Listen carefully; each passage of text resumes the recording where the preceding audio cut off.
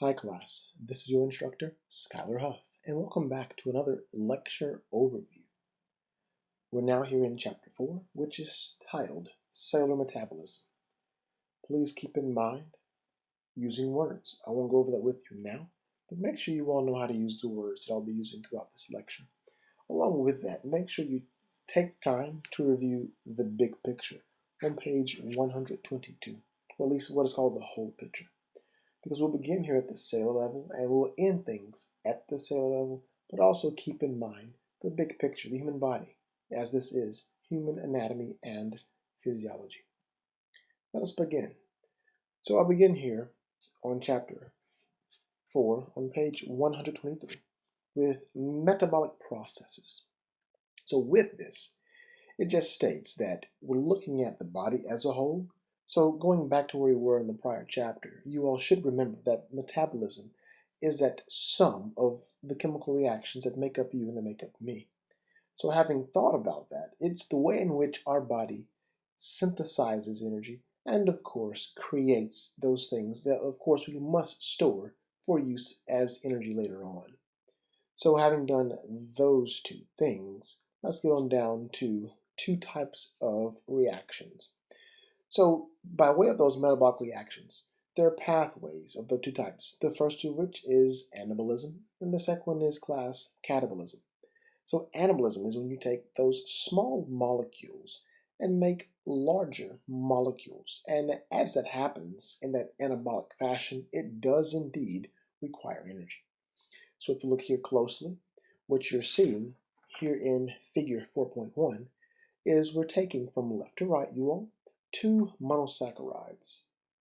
Speaking of two monosaccharides, think back to those molecules of life. To which of those four groups of molecules of life do monosaccharides belong?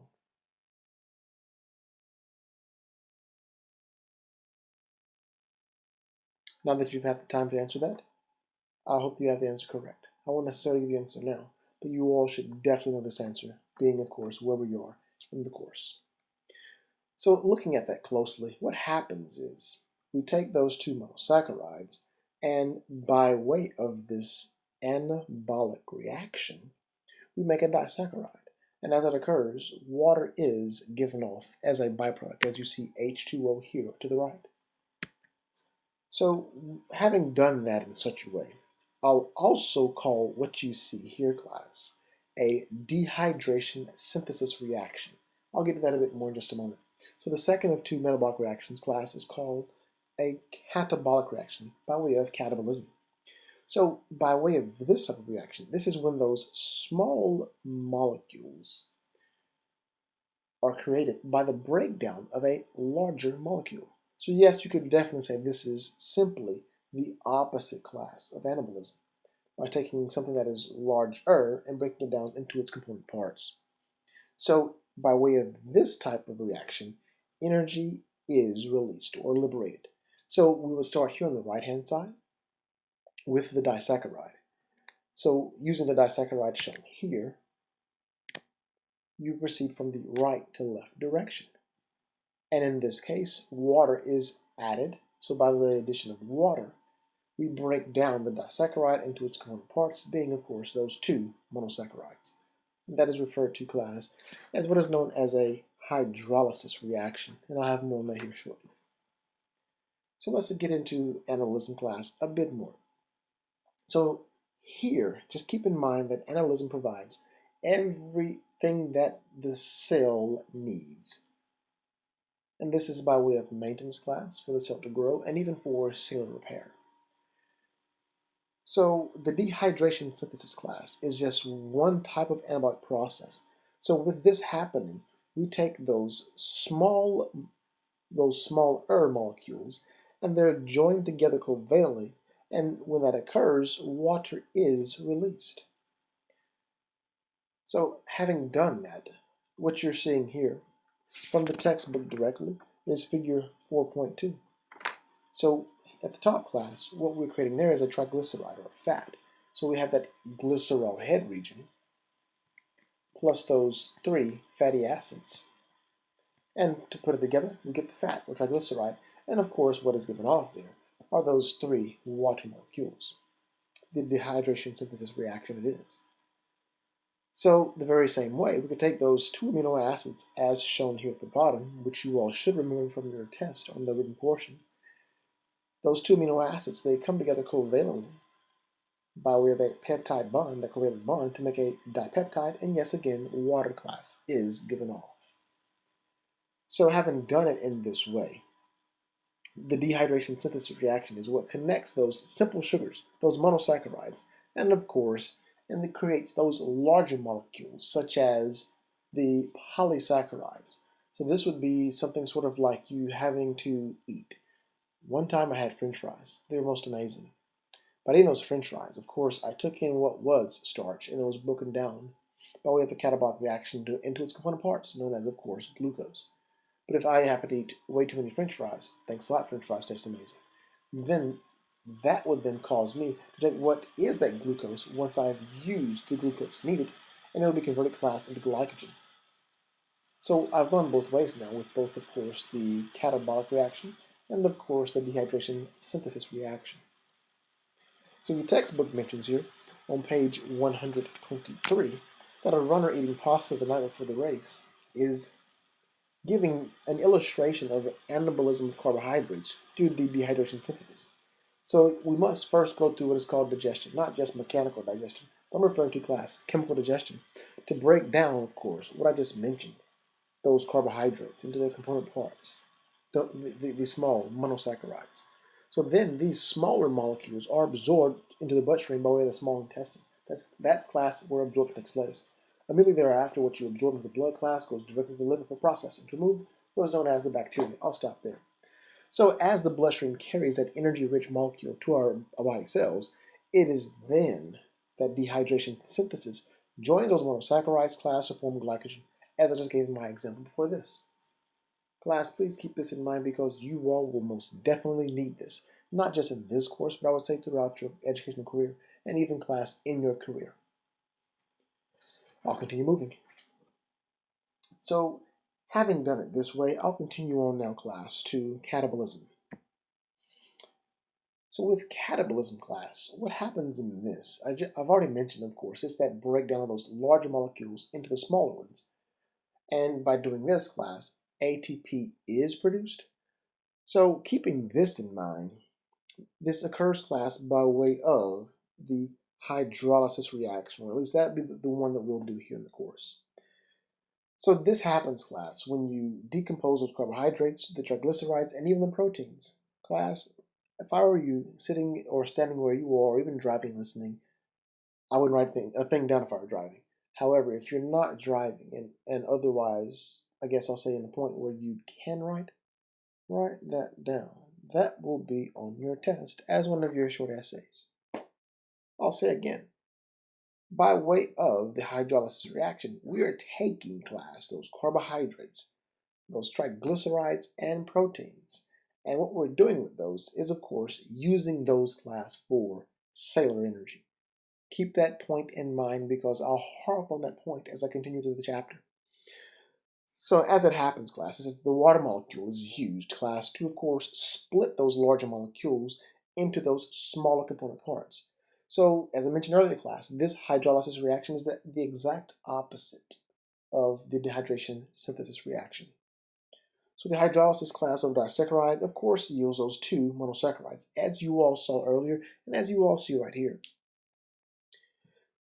So with that happening, I'll put it this way. The hydrolysis reaction is majorly important in the digestion class of carbohydrates into the monosaccharides, or the triglycerides class into those fatty acids, and of course the glycerol head region, or the proteins class into the amino acids, and even class nucleic acids into nucleotides. So with this, the way they happen, class, is by way of water. So if you're thirsty, please get a sip of water. Your water, class, is needed for a number of reasons, and this is just one of many. So like the dehydration synthesis reaction, class, hydrolysis requires specific enzymes, and we haven't gotten to enzymes quite yet. So having done it this way, class, just make sure you understand well what we've just done. So you see it here, class, yet again. And this, of course, is going to be the catabolic way, going from the right-hand side, class, to the left-hand side. from what was fat to, of course, those component parts being glycerol and those 3 fatty acids, and from what was class a dipeptide, thanks a lot, water being added, that is a hydrolysis class, to get to those 2 class amino acids with the amine group, the R group, and of course the carboxyl group or acid group. So now to control of metabolic reactions.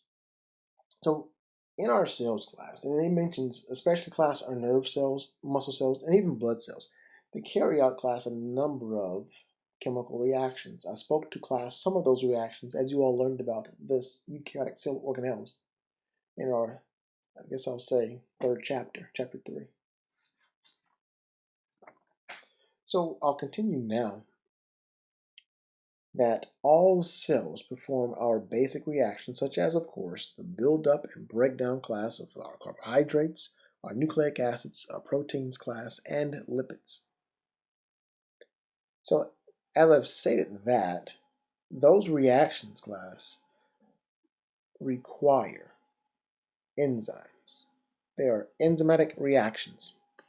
So, enzymes class are termed as being biological catalysts. And as I stated that, as being that biological catalyst, it means that they are their class to, I guess I'll say, speed up that rate of reaction.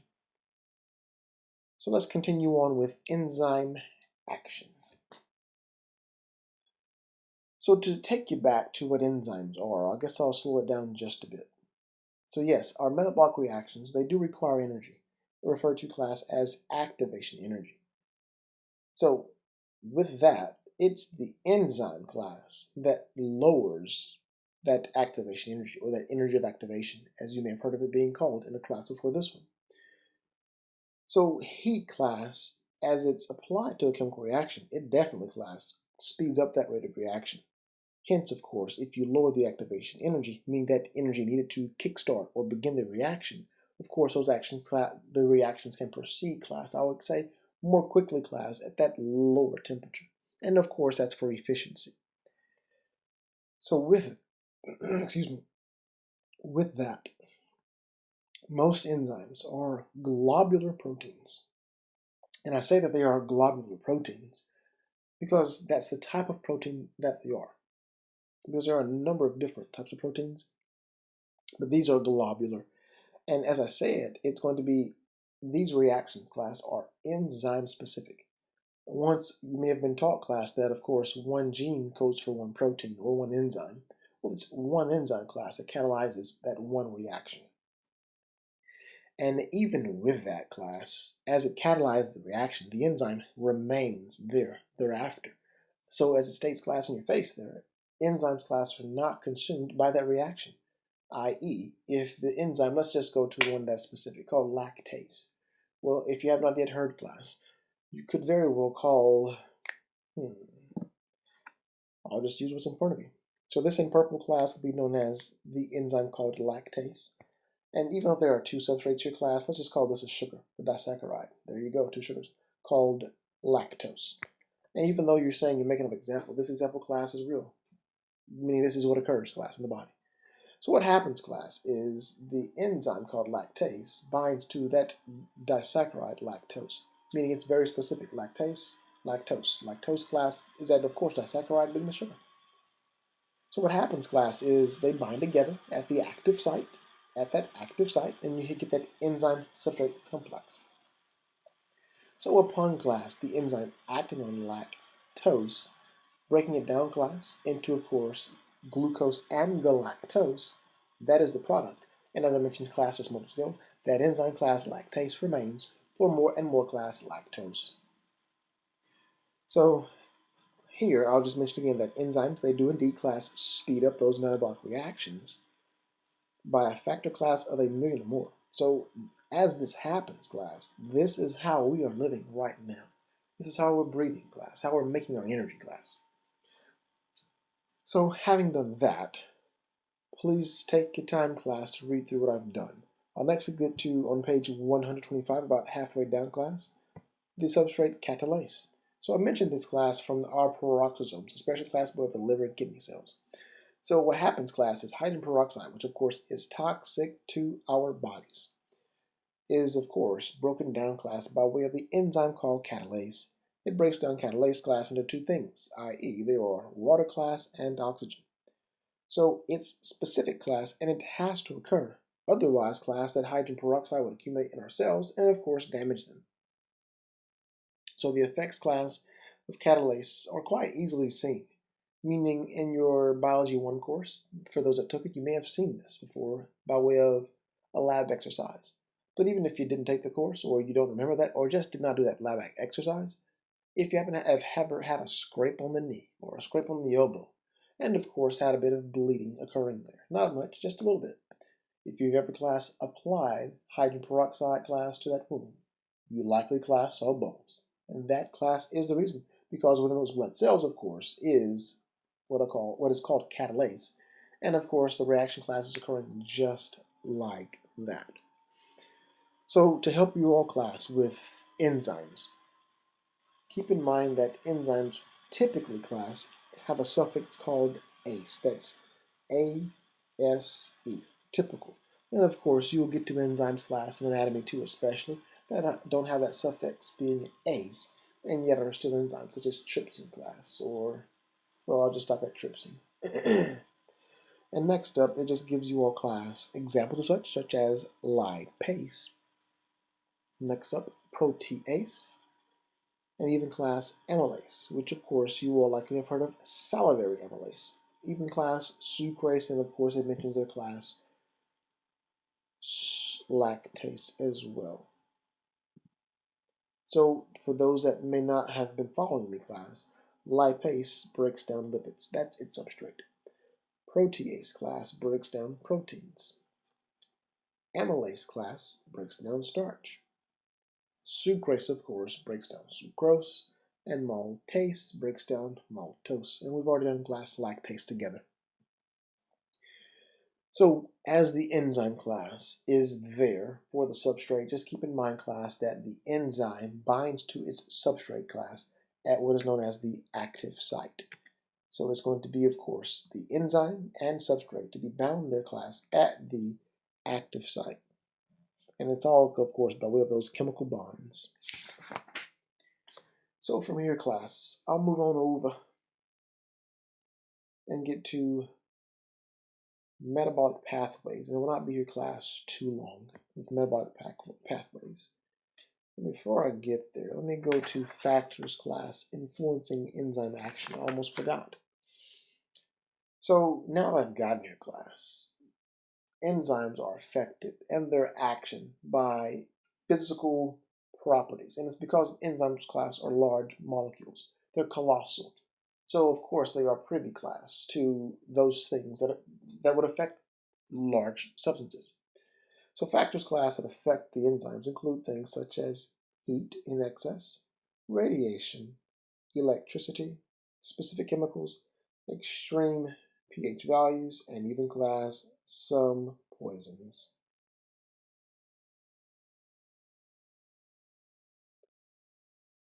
Let us now begin. Heat class affects enzyme action.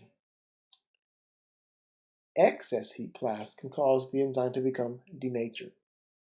When I speak to class an enzyme becoming denatured, I'm speaking class to that enzyme losing its structure. And I hope by now, class, you remember that if the enzyme class has lost its structure, it has also, class, lost its function. So it will be, class, unable, of course, to function. Up next, class, I'll go down onto what's called pH.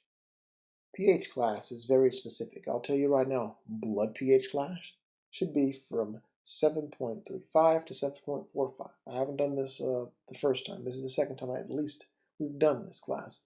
But by now, class, you all should know what our blood pH should be at homeostasis. Again, 7.35 to 7.45. So what happens, class, is an enzyme is going to be, of course, in a certain area of the body, and that's where that enzyme class works.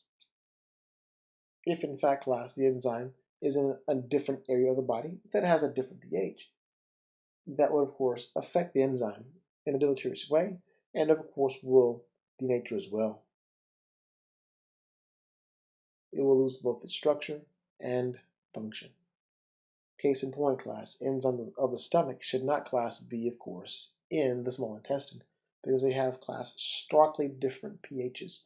In the same class for the case, there'll be those enzymes class of the small intestine should not class be in what is called the stomach. So back to metabolic pathways, as I mentioned moments ago. Here, class, this just mentions that you must, class, have each of those new substrates, because each of those substrates, class, would be, of course, that product of that previous reaction. So doing it in such a way, class, it's all dependent upon the presence, class, of that enzyme and that substrate. So if one or the other is missing, class, this would, of course, shut off that metabolic pathway. So metabolic pathways, of course, they lead to, class, the synthesis or breakdown of particular chemicals or biochemicals, class, in the body. So just keep in mind, class, that all of our cells have hundreds of types of enzymes, and these, excuse me, these metabolic pathways, class, are of integral importance, class, to everything going on in all of our cells. So to get to these rate-limiting enzymes, class, I'll make this easier to understand, class, than it may appear on the screen. So substrate 1, class, must, of course, have enzyme A. Substrate 2, class, must have enzyme B, and so on and so forth. Well, at some point, class, there will be a sufficient amount of this product. When, class, there is a sufficient amount, class, of that product, it will then, class, feed back and then inhibit, class, this pathway. In other words, if you don't have, class, enzyme A, you can't get substrate 2, much less, class, enzyme B. So this is getting to, class, feedback inhibition. So it's all about, class, the concentration of that product. So of course, if that concentration of product decreases, class, that inhibition, class, is over there, and this metabolic pathway, class, will of course proceed to ensure, class, we get the product that's needed. So not in every case, but in a number of cases, class, this is an example of negative feedback, ensuring, class, we all remain at homeostasis. It keeps us alive. Now on to, class, what are called cofactors and coenzymes. I'll be here quickly. Some enzymes, class, may only become active, meaning will not be active until, class, they combine with a non-protein component, class, called a cofactor. So it's that cofactor, class, that allows and aids the enzyme, class, to fold into its appropriate structure. So with that, class, I'll go on down to the coenzyme. A cofactor may also be an ion of an element, such as copper, iron, zinc, or even some small, class, organic molecule called a coenzyme. So a number of times, class, coenzymes are composed of vitamin molecules or some altered form, class, of vitamin molecules. I'm stating this because it's a lot shown to you all on TV or shown to me on television when I watch it. Those vitamins, class, they are essential organic molecules that our cells, class, cannot synthesize. Or if they do synthesize that vitamin, class, it's just not synthesized, class, at what is called a sufficient amount. Hence, class, we must consume those essential vitamins by way of our diet.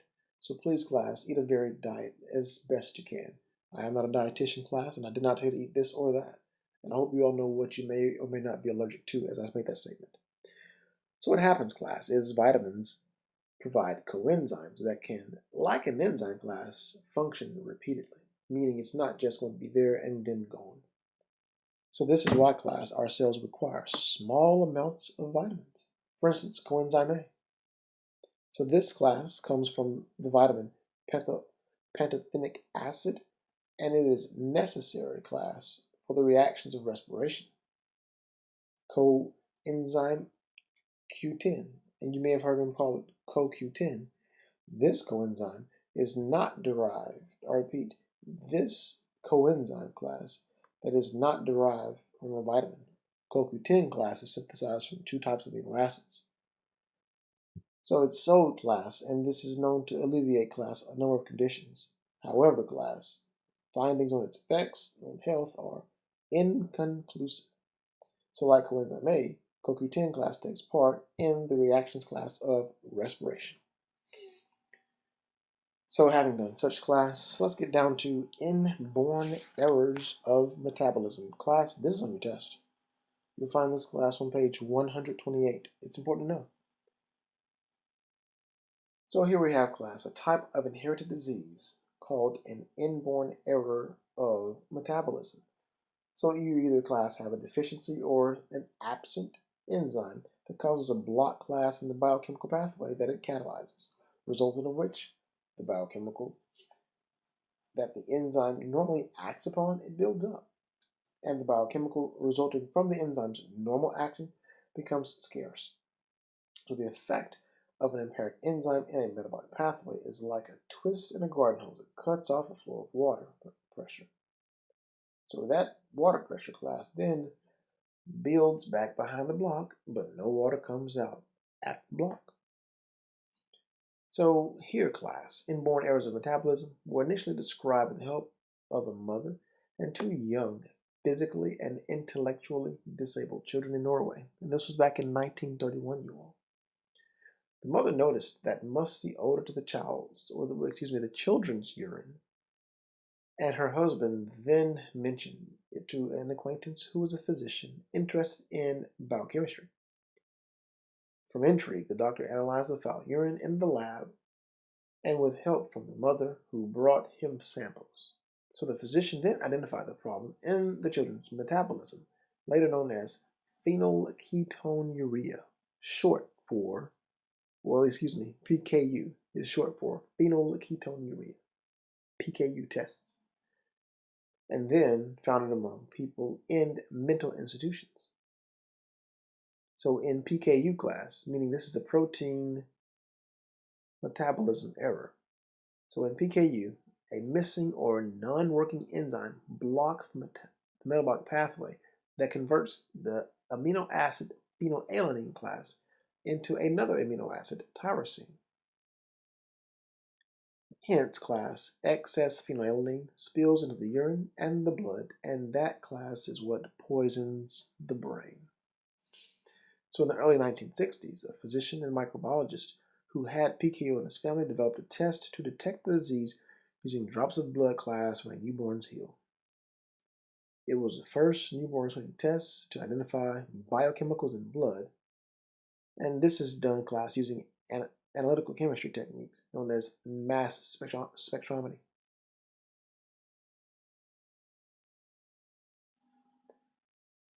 So understanding PKU, class, enables researchers to develop a medical food that severely restricts phenylalanine, countering that biochemical abnormality. So if it is in fact begun soon after birth, class,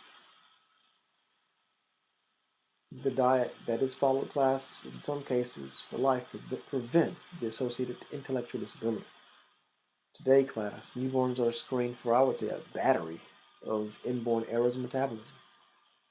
And some of these diseases, such as PKU, have dietary treatments, and others may respond better to treatments if begun early.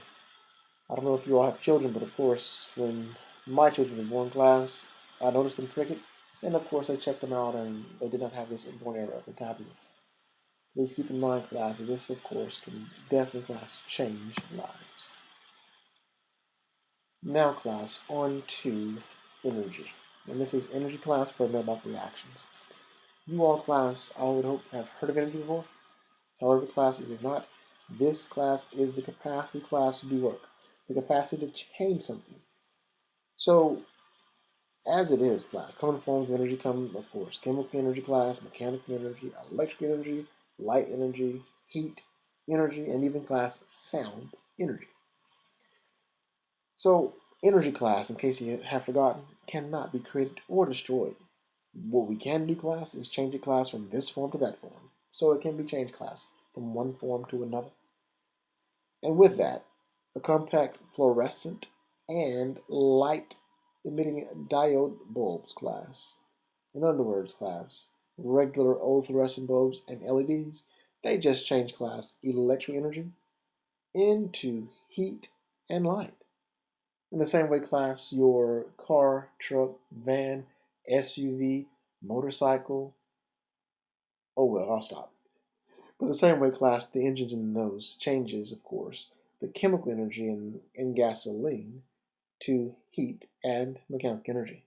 Unless, of course, you're driving something that doesn't use gasoline. So next up, we get to cellular respiration, which I mentioned class in our prior lecture. So this class is the process that transfers energy class from molecules such as glucose and makes it class available for cellular use. So the chemical reactions class of respiration must occur class in a particular sequence controlled by a number of enzymes.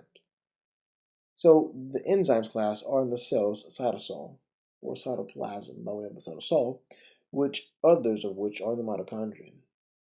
So the precise location of the activity class within the cell suggests that the enzymes are physically positioned class in the exact sequence that the reactions that they control.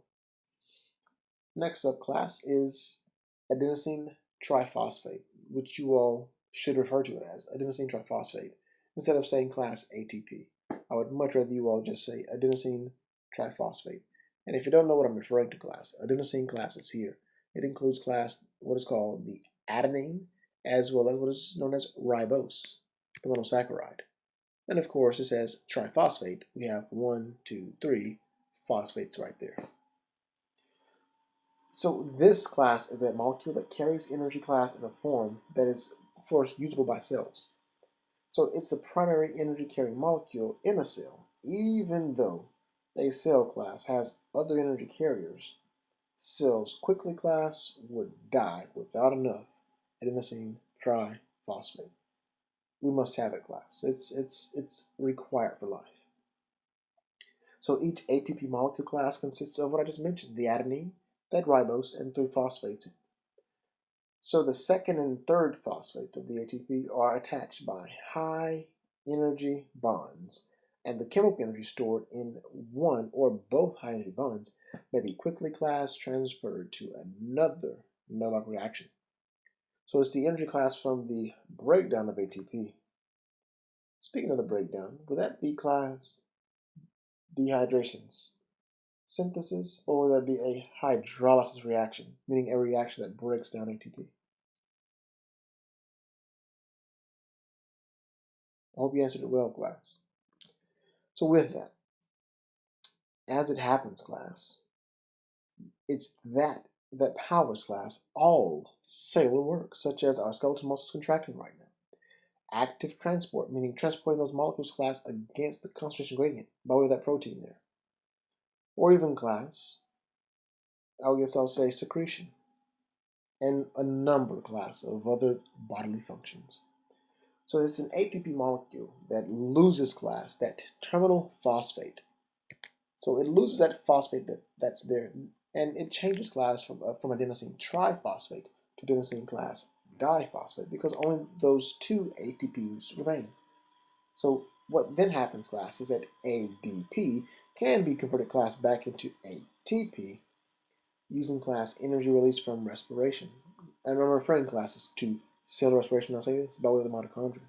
By, of course, phosphorylating class. I repeat, by phosphorylating, by the addition, class, of that terminal phosphate class, making, of course, ATP class yet again. So yes, class, it shuttles class back and forth from adenosine triphosphate to adenosine class diphosphate. Keep this in mind, class, as integral knowledge. Up next, class, I'll get to release of chemical energy rather quickly, class. Keep in mind, class, that in our cells, such as with fructose, it ultimately, class, reacts to form glucose, and this is because it's oxidized, class, by that loss of electrons. So you may have once, class, learned about reduction class and oxidation. Well, oxidation class is the loss of electrons, whereas reduction class is the gain of electrons. What we're getting to here, class, is that release of energy, class, from glucose, which is then, class, harnessed to power respiration. I cannot stress enough, class, that it's this that allows you and allows me, class, to live. So having done all of this, class, what's next will deal with what I see, class, on page 134, as well as page 135. So I'll begin, class, with figure 415, and I'll add even for figure 416. So I'll say I'll begin with figure class 415, and I'll add to that figure 416.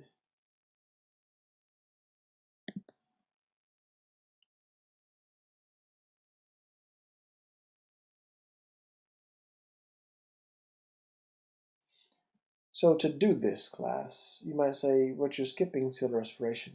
I know, you were taught this class in your first biology course. If you have any further questions about respiration, please email me, call me at my office telephone number, or just let me know. And the same class goes for glycolysis. I'll get back to a bit of glycolysis and muscle, but for time's sake, I'm not doing anything with glycolysis as far as now. Alright, so where I was going, class, is here. And I'll take that back. I'll start with figure 416. The figure looks a bit small here. You find this class on page 135. So in your test class, you have essays. This will be class 1 of your essays on test 2. This essay class will be worth a few more points than I say the other essay was.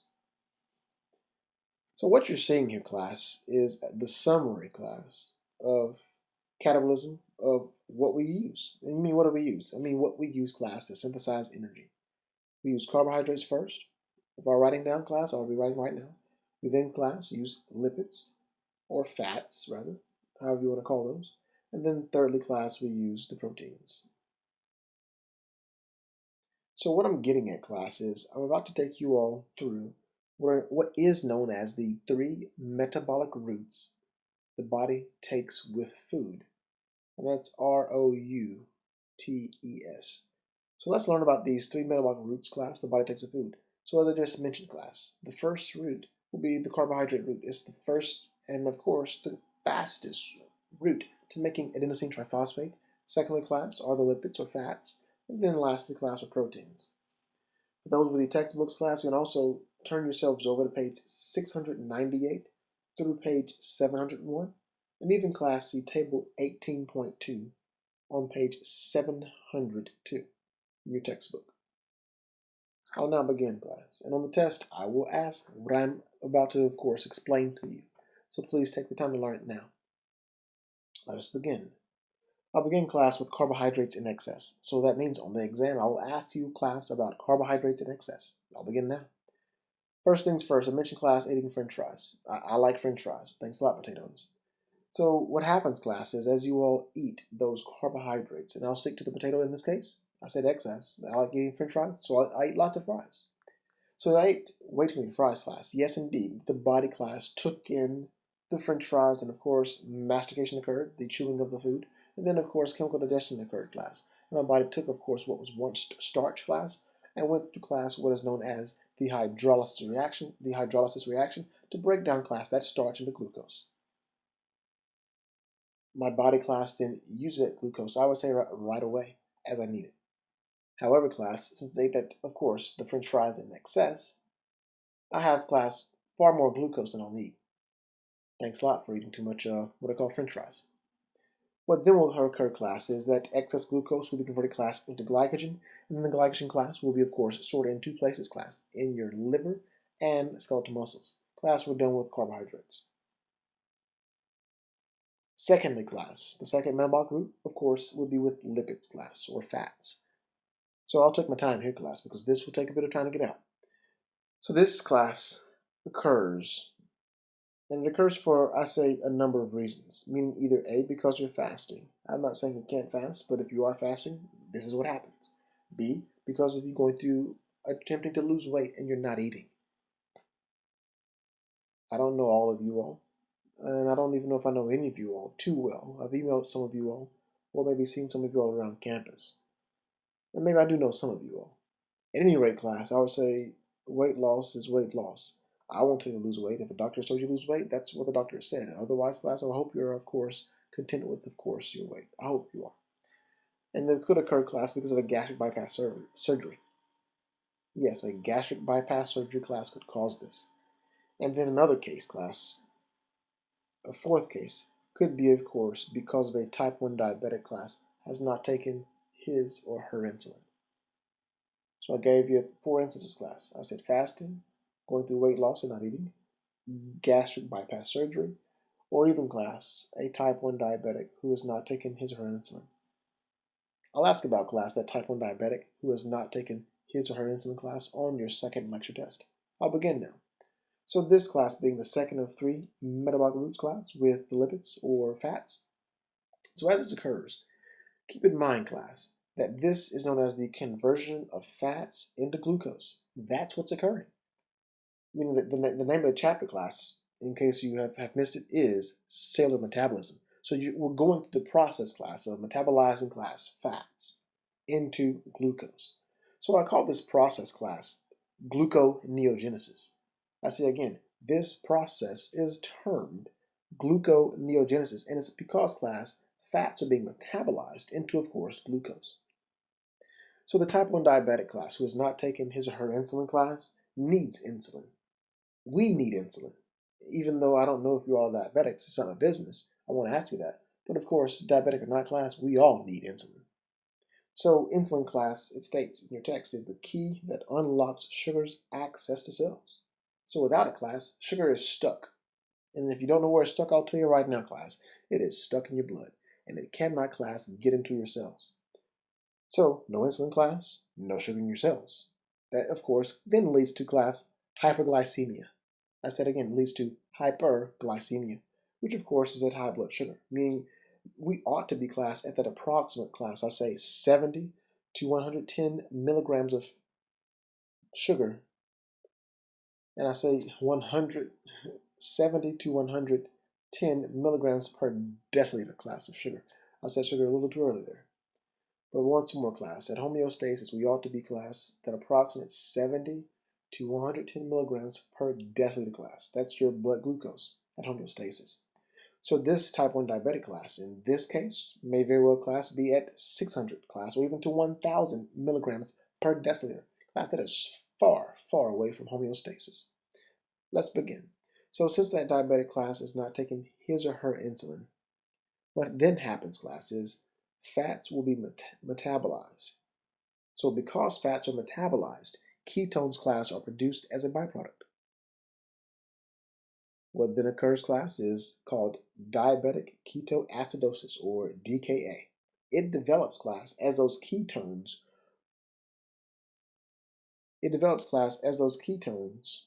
Or as acids, class, lower pH. And I'm stating this, class, because those ketones that are produced, class, from acetyl-CoA, acetyl-coenzyme A, class.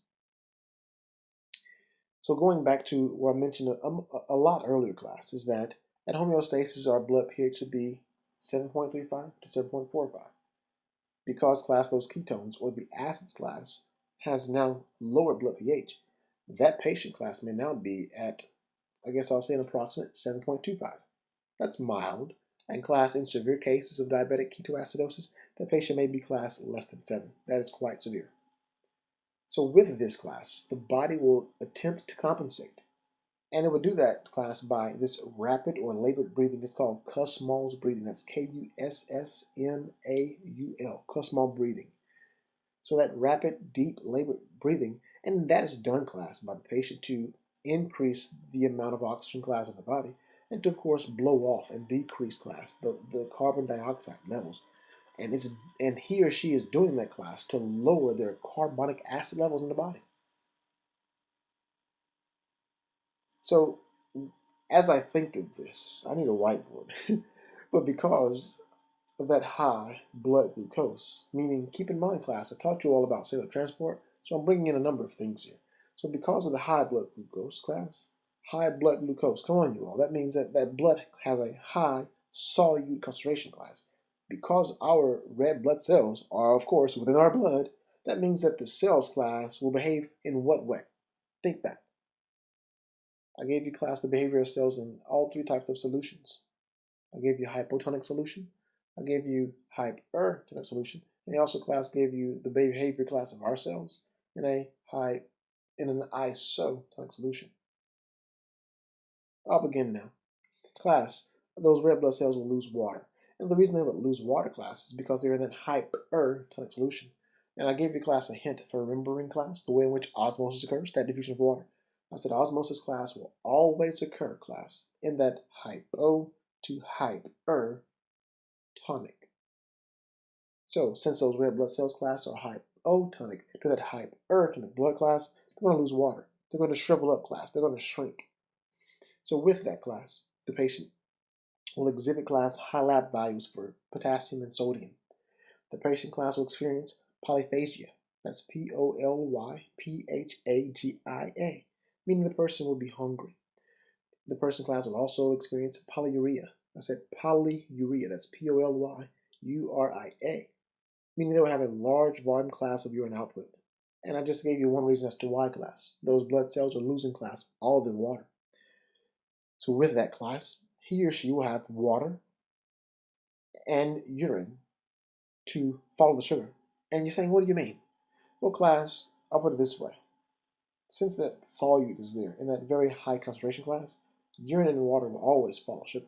So of course, that means that there will be sugar class in the urine, and there should never class be sugar class in a person's urine. Along the same way, class, the person will also have fruity breath. So if you smell his or her breath, class, it will smell sweet smelling breath. And they will be, class, I guess I'll say, severely dehydrated. I just told you, class, a high urine volume output, losing water class from those cells. So yes, severe dehydration class will be experienced, and they will be at an increased risk class for a myocardial infarction. I say again, that person class will be at an increased risk of a myocardial infarction. In case you haven't heard, class, that is a heart attack. I'll also ask the class about treatment here. So how do you treat a patient? As such, you treat him, class, by providing that insulin, class, with the IV. You treat him, class, by providing him or her with supplemental oxygen, class. Use that pulse oximeter, class, to of course see just how well saturated, class, you are with oxygen. And of course, you should monitor, class, their blood pressure, monitor, class, that ECG or their EKG, look at those, of course, the waves, that PQRST, and then of course make sure you save his or her life, class. Thirdly, class, will be proteins. The final class, metabolic root class, the body takes with food. So here, class, the first thing that has to occur with the proteins, if they're going to be used with food, and let me slow it down. I would say proteins, class, are rarely going to be used to make ATP, adenosine triphosphate, because I would say this would occur, class, in the case of starvation, or maybe, class, if a person happens to have been a prisoner of war. And of course, for those who have served, I will say now, thank you for your service.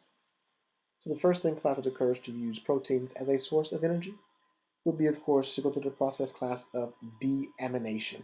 And as I say deamination, class, of course, use the term in and of itself. That is, class, to remove those amine groups from the amino acids. So keep in mind, class, that those amine groups are toxic to the body. They must be removed, class. Those nitrogenous wastes. So that's the first thing that occurs. So next up, class, after you remove those amine groups, they will be removed, class, by way of urea and the urine. And what will happen, class, is the person here treating that patient, class, would likely, class, ask for a BUN test. And that's BUN, a BUN test. And it checks, class, the blood urea nitrogen content. All three of these, class, will be seen in the hospital. That could be, not could be, that would be, class, guaranteed. So keep in mind, class, that will be that essay I'll ask you, of course, about on your lecture test, being test 2. So to finish out the chapter here, and if you have questions about the class, please email me, call me. I'll explain it, class, as best I can. So back to our left off, class. I left off with nucleic acids and protein synthesis, class, at least by location, class. Nucleic acids by way of DNA. DNA, class, goes through the process of replication in the nucleus. It goes through, class, the process of transcription in the nucleus. However, class, translation occurs in the cytoplasm by way of the cytosol. I won't do a lot, class, with genetic information. You should know what a gene is. You all should most definitely, class, know what a protein is. What I'll get to now, since I'm about to finish this lecture up, let's go to... I'd like to get past nucleotides, and I'll just stop here, class.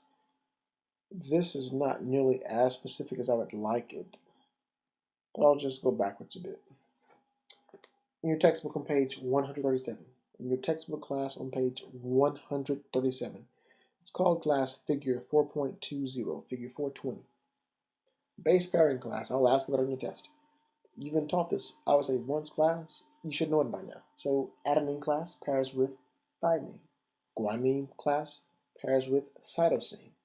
So if I give you class a sequence of bases, you all should definitely class know that all of the A's will be paired with T's and all the G's will be paired with, of course, C's. And the very same way class, if it happened to be, of course, RNA, there would be class uracil in the place class of T for thymine. No thymine class is in RNA. No base pairing class for your test.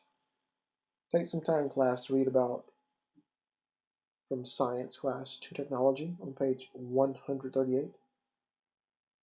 Read it, class. It's DNA profiling class for your prisoner. I enjoy class biotechnology.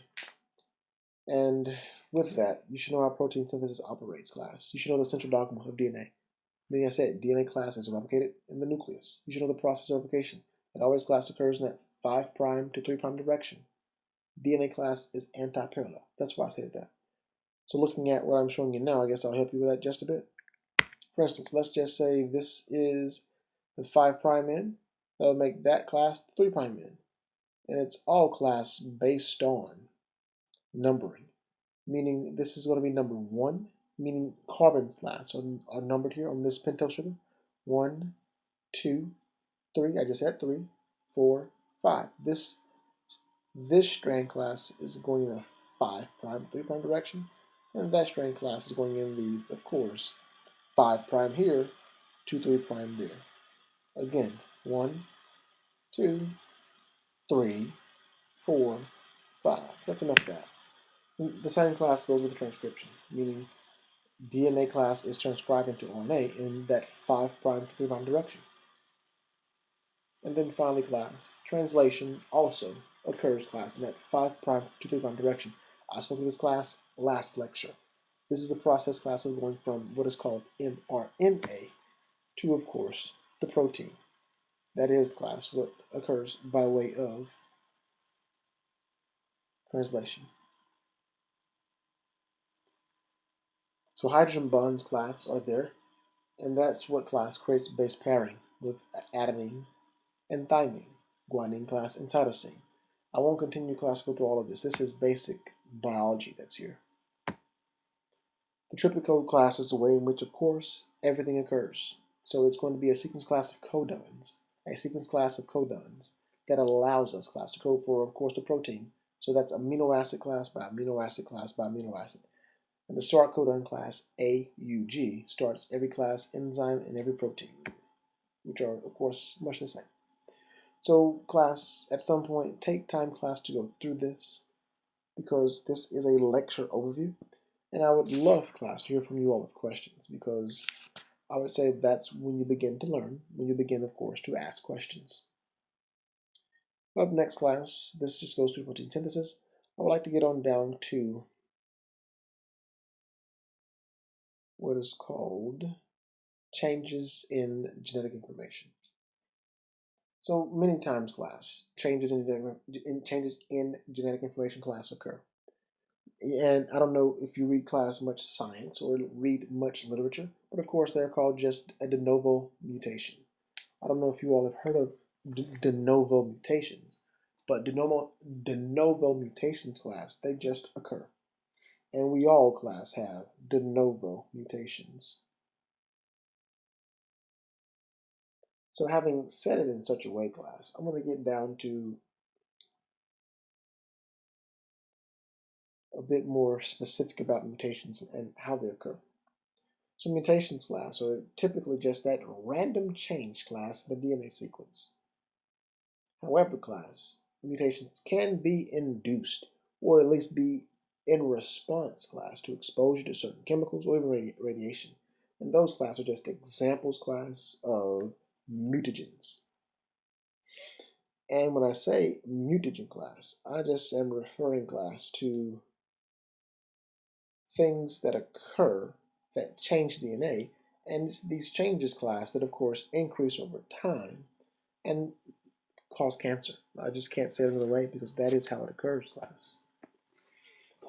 So with that, DNA repair does occur, class, and that happens, class, to, of course, help because the mutations do indeed, class, occur. So I hope, class, this has been helpful, and if you need further assistance, class, I would say you should contact me. And with that, class, this has been your instructor, Skylar Huff, and this has been what is called, class, Chapter 4, Cellular Metabolism. So please, class, study well. And I say study well, class, because it's imperative, class, to study often, and prepare yourselves for the ensuing test. In the event, class, that you will not, class, be adequately prepared, class, to, of course, perform well the test. In the meantime, class, take care of yourselves, and thank you all for listening.